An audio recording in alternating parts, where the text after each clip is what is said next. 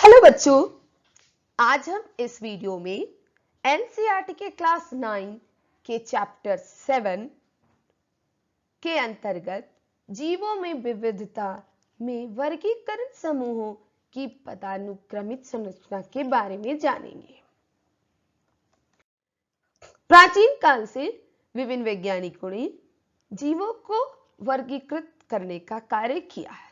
सबसे पहले अर्नेस्ट हैक्ल ने 1894 में वर्गीकृत किया। उसके बाद एक बहुत बड़ी उपलब्धि पाई रॉबर्ट विटेकर ने, जिन्होंने जीवों के कोशिकीय संरचना, पोषण की विधि और शारीरिक संगठन के आधार पर पूरे जीव जगत को 5 वर्ग में बांटा: मोनेरा, प्रोटिस्टा, फंजाई, प्लांटी और एनिमेलिया। 1977 में कार्ल वोस ने इस मोनेरा वर्ग को 2 वर्ग में बांटा: आर्की बैक्टीरिया और यू बैक्टीरिया। अब जीवों को उनके गुणों के आधार पर विभिन्न उप समूहों में बांटा गया है। यह समूह है, सबसे पहले जगत, यानी पूरे जीव को 2 जगत में बांटा गया: प्राणी जगत और पादप जगत। उसके बाद इस जगत को पुनः फाइलम और पादपों में डिवीजन में, फिर वर्ग, फिर गण, फिर कुल और वंश और अंत में स्पेसीज यानी जाति में बांटा गया। अगर हम कहें तो वर्गीकरण की सबसे आधारभूत इकाई हमारी है जाति।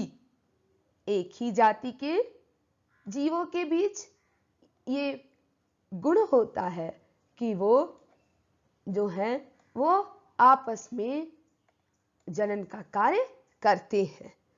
और अगर हम कहेंगे कि सबसे ज्यादा समानताएं जीवों के बीच में होती है, तो वो जाति की, एक ही जाति के जीवों के बीच में सबसे अधिक समानताएं होती हैं।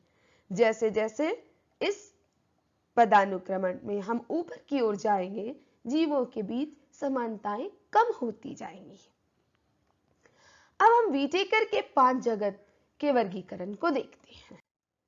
विटेकर के पहले जगत में आता है मोनेरा। इसमें ना तो संगठित केंद्रक और ना ही कोई कोशिकांग पाया जाता है, अर्थात इसमें प्रोकैरियोटिक कोशिकाएं पाई जाती हैं। इनमें कुछ में कोशिका भित्ति होती है और कुछ में कोशिका भित्ति नहीं होती है। ये स्वपोषी और विषमपोषी दोनों हो सकते हैं।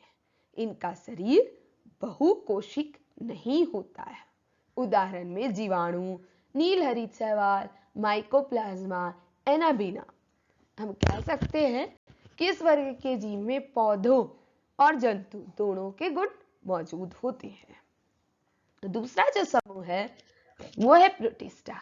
इसमें एक कोशिक और यूकैरियोटिक जीव आते हैं। इस वर्ग के जीव में गमन के लिए एक विशेष संरचना पाई जाती है, जैसे सीलिया, फ्लैजेला।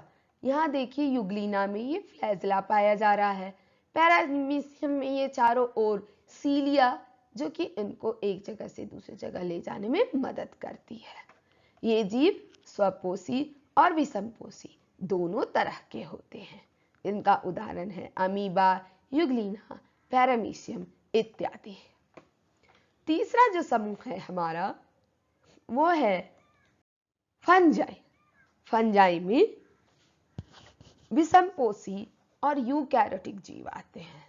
ये अपने पोषण के लिए मरे सड़े गले कार्बनिक पदार्थ पर निर्भर हैं, इसीलिए इस प्रकार के जीव को मृत जीवी जीव भी कहा जाता है। फंजाई और कवक में काइटिन नामक एक जटिल शर्करा से बनी हुई कोशिका भित्ति पाई जाती है। इनका उदाहरण है मशरूम, एस्परगिलस, पेनिसिलियम एगरिकस इत्यादि। आप जब मशरूम खाते हैं तो आप देखते हैं कि इसकी जो ऊपरी परत है थोड़ी कड़ी होती है, वो काइटिन की बनी होती है। नेक्स्ट जो वर्ग है वो है प्लांटी। इस समूह में, इस वर्ग में कोशिका भित्ति वाले बहुकोशिक और यूकैरियोटिक जीव आते हैं। ये स्वपोषी होते हैं और क्लोरोफिल का प्रयोग करके अपना प्रकाश संश्लेषण के द्वारा भोजन बनाते हैं। इस वर्ग में जितने भी पौधे हैं वो इस वर्ग में आते हैं। और अंतिम जो समूह है वो हमारा है एनिमेलिया। एनिमेलिया में सभी बहुकोषी यूकैरियोटिक जीव आते हैं। इन जीवों की कोशिकाओं में कोशिका भित्ति नहीं पाई जाती है। ये विषमपोषी जीव होते हैं, अर्थात अपने भोजन के लिए दूसरे पर निर्भर रहते हैं। इसका उदाहरण है मनुष्य, मेढक, मछली इत्यादि। तो इस प्रकार आपने देखा कि किस प्रकार विटेकर ने 5 जगत में बांटा। हम एक समरी के रूप में इस चार्ट में पुनः समझते हैं विटेकर के 5 जगत के वर्गीकरण को। पूरे जीवधारी को 2 वर्ग में बांटा, प्रोकैरियोटिक और यूकैरियोटिक। प्रोकैरियोटिक में एक कोशिक जीव आए और वो मोनेरा समूह में आए। यूकैरियोटिक जीव को पुनः कोशिका की संख्या के आधार पर एक कोशिक और बहुकोशिक में बांटा। एक कोशिक यूकैरियोटिक जीव प्रोटिस्टा समूह में आए और बहुकोशिक जीव को पुनः कोशिका भित्ति के आधार पर 2 भाग में बांटा गया, एक कोशिका भित्ति सहित वाले और एक कोशिका भित्ति रहित वाले। कोशिका भित्ति सहित वाले जीव को पुनः 2 पार्ट में बांटा गया।